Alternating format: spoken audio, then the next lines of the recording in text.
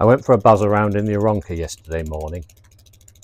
I don't film every flight, but this was a bit of a practice.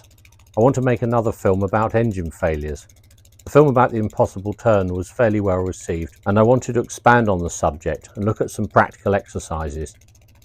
The wind was forecast to be southerly, but by late morning had come round to the southwest as a cold front was approaching later in the day.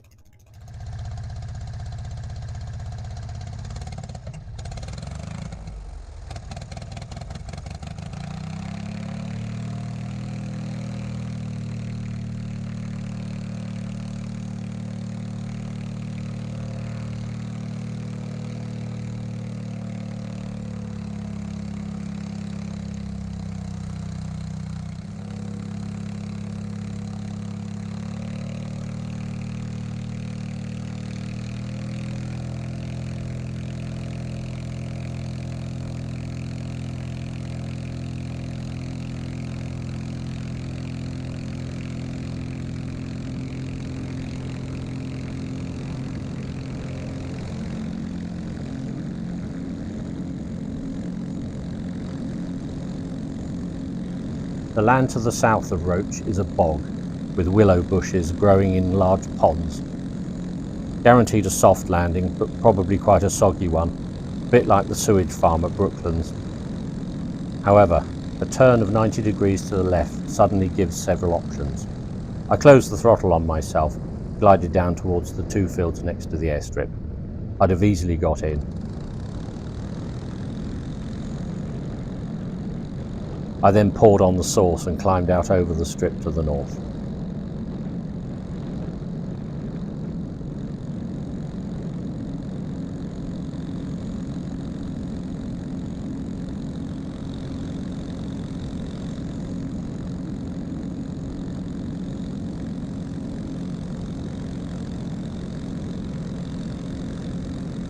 I headed over to Bodmin. The wind had even more westerly component there, blowing about 220, 10 knots or so.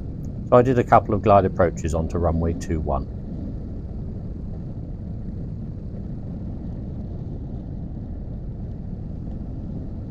The wind was steady, but I managed to find an updraft on the base leg, found the aeroplane just wouldn't descend, even with judicious side slipping.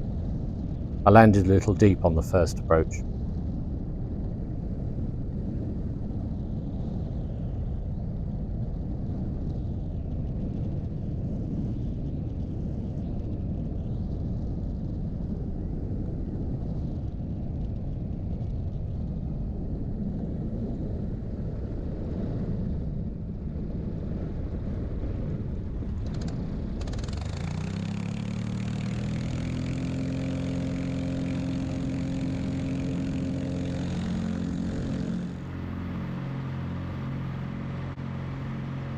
An engine failure on takeoff on runway 21 wouldn't really present much trouble.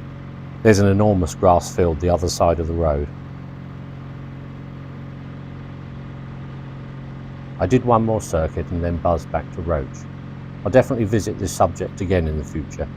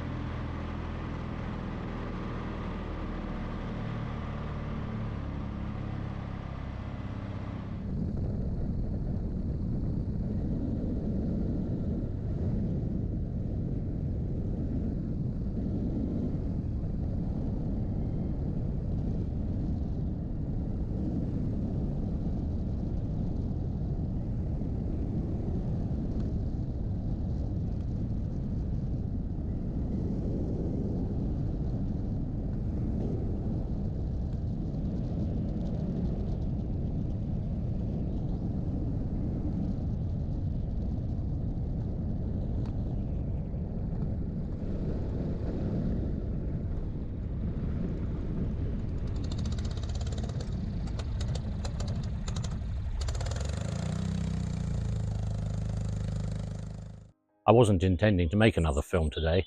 I bought the table outside because it's such a nice afternoon. I wanted to make a couple of gallons of apple juice from the fruit trees in my orchard. Orchard's probably a bit of a grandiose title for 6 fruit trees. There's 5 apple, 1 pear, Well, and several pairs of trousers, I suppose. However, about half an hour ago, the postman walked up the drive with a parcel for me. It's on the table there. Let's have a look. Last week, you might recall, I made a film about this little Andrich engine. It was made by my friend Ernie Bourne in the 1930s from a set of castings. I thought it was a one-off until I found an advert in the 1935 Flight magazine. Anyway, the engine has sparked quite a lot of interest. A really nice chap called Malcolm from East Sussex sent me a long email and attached a whole load of useful stuff to it. He also asked me to measure the spark plug thread in here. There's two sorts of spark plug for these engines, evidently. A 1/4 inch spark plug and a 3/8 spark plug. This is 3/8 UNF, so that's the bigger standard size, evidently. Anyway, he said he'd send me a box full of goodies, and boy did he.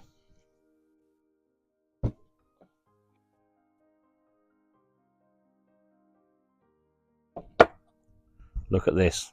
There's 1, 2, 3, 4, 7 propellers. They're all around the right size for the engine, all around 12 or 13 inch diameter, and that one's 6-inch pitch. That one's in metricals. It's a resin propeller, or 13 by 8. There's a whole load of them. They look super. Take the nut off the front of the crankshaft. I might have to do a little bit of modifying. That one will go straight on. Trying to get the front of the camera there. Doesn't that look nice? Brilliant. I'll just put the nut back on so I don't lose it. Quite fine, that thread. I wonder if it's a cycle thread. Anyway, there were also 2 spark plugs in here. Now, let's put the engine down a moment. I can hold this up to the camera. Look at that. The Champion spark plug in miniature. In fact, I had a little dig around in the workshop and I found an 18mm Champion as well. Again, they're almost identical. Hold it a little further away. Was that on Father Ted years ago? Small, far away. Something like that.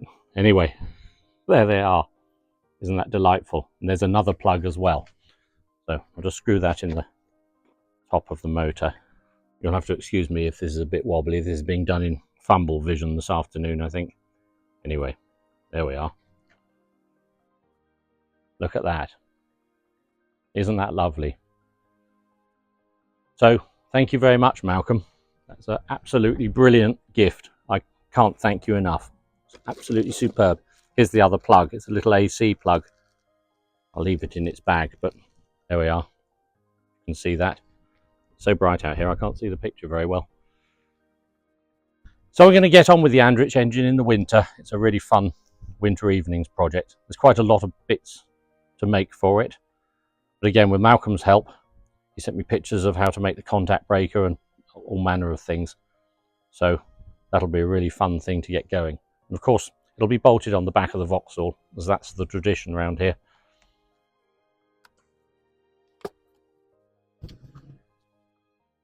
Anyway, I must get on with making this juice. Only spend another half an hour or so. I'll just show you my separating bucket though. This is my own invention. Plastic builder's bucket.